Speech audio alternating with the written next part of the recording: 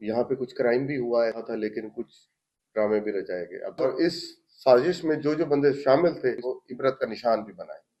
सबसे पहले तो ये जो कल की एक वारदात हुई जिसमें लोगों को बारे में बड़ी बेचैनी पाई जा रही थी और खौफ रास भी था, जो उससे पहले दो वारदात हो चुकी हैं बड़ी, और कल वाली थोड़ी सी ज्यादा हीनियस थी, तो लोगों को उसमें फील हुआ कि यार मिसकम्फर्ट भी आया और लोगों को फील हुआ कि डर भी आया एक। तो उसमें सबसे पहले मैं आपको इसके हवाल ये बताता चलूं कि ये जो वारदात हुई, ये जो कंप्लेनेंट थे उसके मुताबिक आप सारे माशाल्लाह कारोबारी हैं और बड़े हैं, अकल वाले हैं, मुझसे ज्यादा समझ बूझ रखने वाले हैं, तो आप फैसला कीजिएगा कि खुशहाल साहब रिपोर्ट करते हैं आके कि 11 बजे दिन को उनके वाले साहब ने उनको 70 लाख रुपए दिए कि जाके बैंक में जमा करा दें। वो 70 लाख रुपए लेके 1 किलोमीटर दूर उनके नाना का घर है, वहां लेके चले गए और उनके बिस्तर के नीचे रख दिए 70 लाख रुपए, जैसे कि वो 50 रुपए का नोट था। उसके बाद वो अपनी फैमिली को लेके चले गए हैं यहाँ से सवात उनका इलाज कराने के लिए। वापस आते हैं 4-5 बजे। उसके बाद वो 70 लाख रुपए अपने कजन के साथ नाना के तकिए के नीचे से निकालते हैं और वो बाईपास पे चले जाते हैं कॉफी पीने। बैंक में जमा कराने के बजाय कॉफी पीते हैं। कॉफी पी के शाम को रात को वो 11 बजे वापस आते हैं और अपने कजन को उतारने के बाद जब आगे जाते हैं तो डाकू रोकते हैं, बहुत ज्यादा फायरिंग का तबादला होता है और 70 लाख रुपए छीन लिया जाता है। और ये आके पुलिस को रिपोर्ट कर देते हैं। पुलिस ने काम शुरू कर दिया उसके ऊपर और एफआईआर दी गई और लोगों के अंदर एक बेचैनी भी फैली गई। और आज बहुत से लोगों ने प्रेस कॉन्फ्रेंस भी की, जो कि उनका राइट है, इस पे हमें बिल्कुल भी कोई एतराज नहीं है, क्योंकि लोगों के अंदर एक खौफ आया और कारोबारी तबके में ज्यादातर आना चाहिए कि इस तरह खुलेआम डकैतियां स्टार्ट हो जाए। तो अब इस मतन से आपको पता लग जाना चाहिए कि क्या है।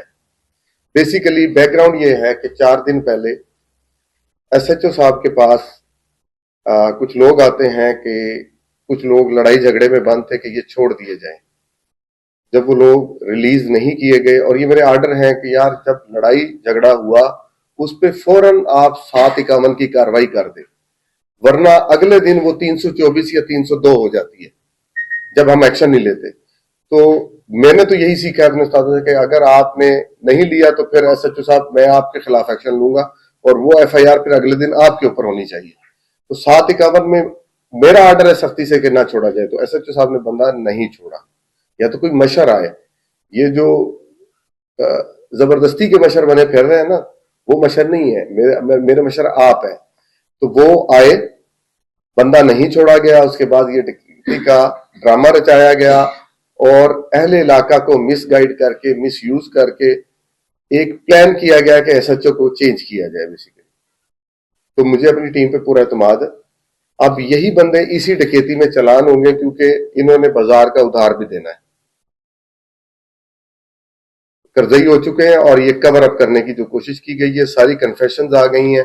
मोबाइल में सारी चैट और सारा प्लान जो जहां से बैठ के करवा रहा था वो सारा पकड़ा गया, वो डिलीट किया गया। रातों रात मैं उसको मोबाइल को इस्लामाबाद लेके गया, फोरेंसिकली सारे मोबाइल से सारे मैसेजेस रिकवर किए गए और इस साजिश को बेनकाब किया गया।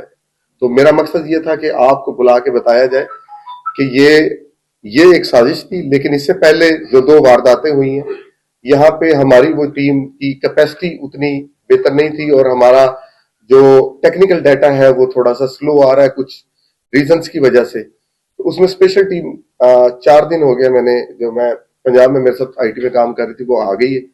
लगातार दिन रात वो काम कर रही है, कैमरे को फॉरवर्ड ट्रैक बैक ट्रैक भी कर रही है और जियो फेंसिंग भी हमारी हो चुकी है। तो इंशाल्लाह वो वारदात विद इन अ वीक हम आपको करके यहीं पे आपके साथ दोबारा मिलेंगे।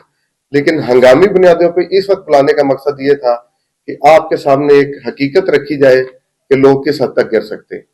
और इस साजिश में जो जो बंदे शामिल थे, मैं आपसे उम्मीद करता हूं कि आप हमारा साथ देंगे कि फिर हम उनको इबरत का निशान भी बनाएं। मिसगाइड किया, मिस यूज किया, आपको भी किया, हमें भी किया, इतने रिसोर्सेज लगाए गए। बहुत शुक्रिया।